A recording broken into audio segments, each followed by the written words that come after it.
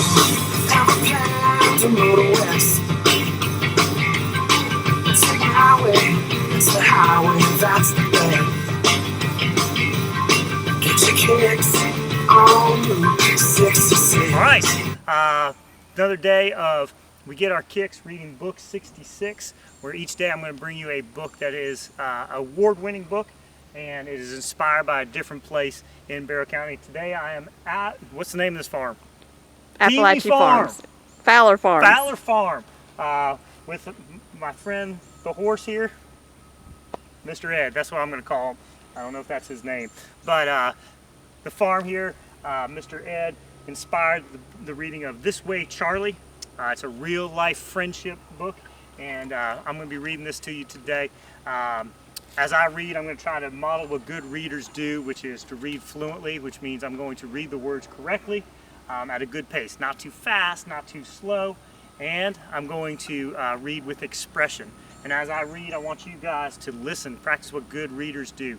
Listening for the story elements, the main character, who or what the story is about. Obviously, this is going to be about horses, and make sure that you read about the main. Oh, how's it going? Make sure you're reading for the characters, the setting, where the story's taking place. It's going to be taking place on a farm, and the sequence of events. What happens first, next, last, and so forth. So as I read This Way, Charlie, by Karen Levis, and illustrated by Charles Santos, I want you guys to enjoy that. So come on out to the farm, checking out this big old horse. He looks like he's hungry. We're gonna go get him some apples. You guys enjoy.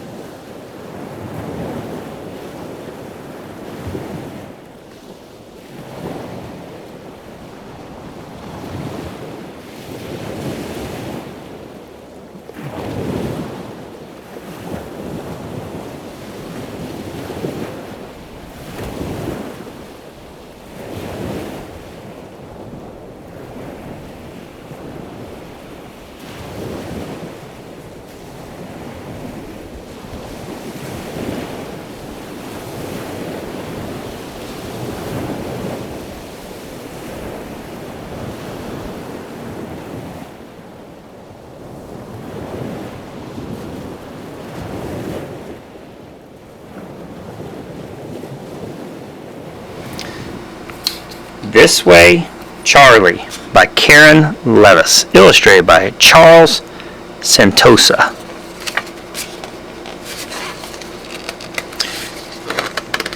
Jack watched the new animals scamper, hop, flap, and trot their way into Open Bud Ranch. Some would stay a short while, and others longer. A few might make the ranch their home, like Jack, when he needed a safe and caring place to live. Open Bud Ranch had space for all kinds of space to heal, rest, and grow. Everyone could see that Jack liked keeping his space to himself. Everyone except Charlie. When Charlie arrived, he didn't see Jack at all.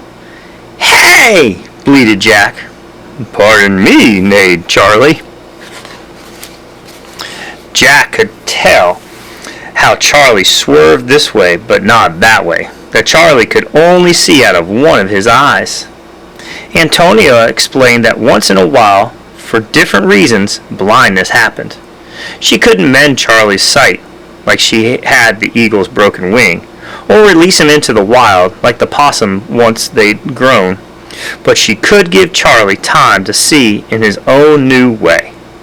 Antonio said everybody deserved plenty of food, love, and patience. By now, Jack knew this ranch gave plenty of fresh hay, groomed with soft brushes, and always trimmed hooves slowly. Still, he didn't want anything to get too close, too quick, or too loud. So Jack stepped back and he watched out for Charlie. Charlie whinnied to everyone in a cheerful way, wished his tail, snorted, and stopped to sniff the honeysuckle, the same way Jack liked to. He chewed thoughtfully and followed the sunlight patches as if he wanted to get to know the whole place.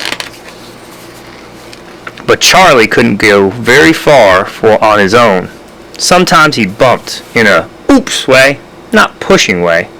A lot of times he stood still in a lost way. Jack noticed Charlie's eyes had a soft glow, like the moon, which often guided Jack when he felt lost in the dark. He wondered what Charlie used for a moon. Some mornings Charlie pawed at the dry patch of dirt. Scratch, scratch, scratch. Hungry, thought Jack. Or scared. Maybe lonely. One day Jack took an extra deep breath of honeysuckles. In for sweet, out for brave. This way, Charlie, he said, and showed him the way to his favorite field. They grazed and bathed in the sunlight.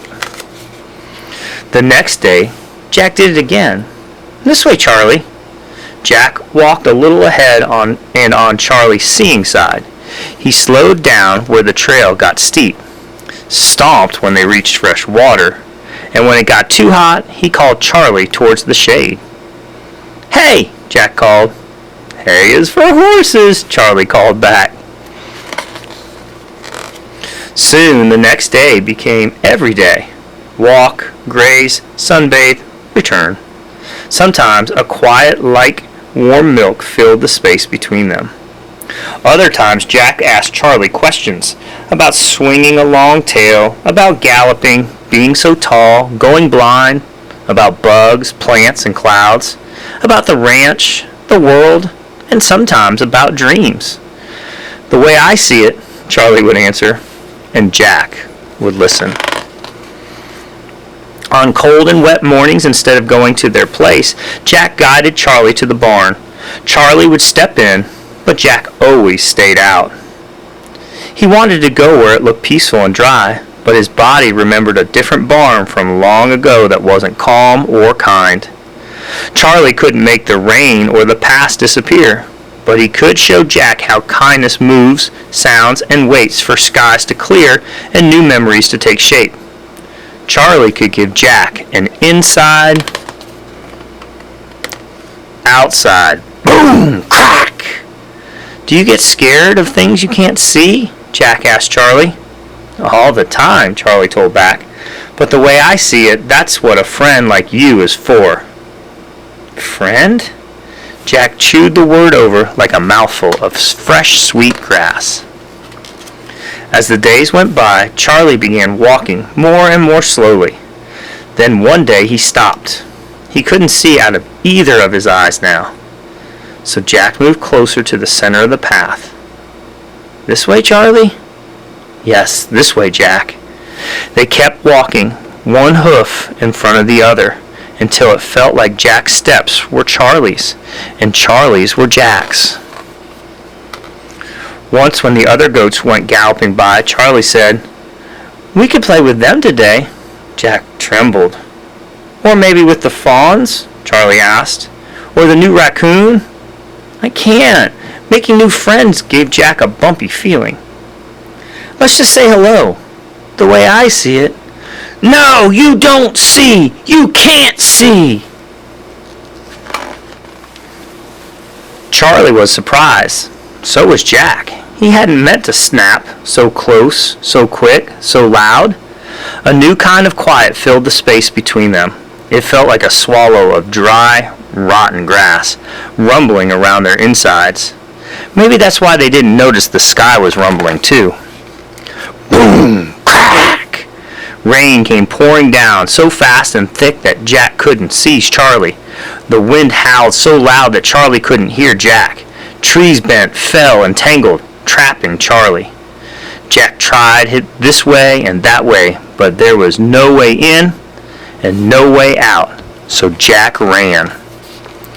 Jack ran and ran for Charlie. He bleated to all the animals for Charlie. Jack banged at the doors, found Antonia, and urged everyone to follow him closely. "This way, Charlie!" The mud was thick and the branches were strong, but the whole ranch working together was stronger. Finally, Charlie was free. Jack led the way inside. "This way, friends." Everybody huddled together. Jack whispered, "I'm sorry." And Charlie whispered, "Thank you." The barn filled with all kinds of snores, dreams, and quiet that neither Charlie nor Jack could see, but both could feel was splendid and warm. Like the sun that rose the next morning, they walked that day, the next day, and every day for the rest of their lives, one hoof in front of the other. "This way, Charlie, this way." Oh my gosh, what a sweet story. And that was This Way, Charlie. Oh man.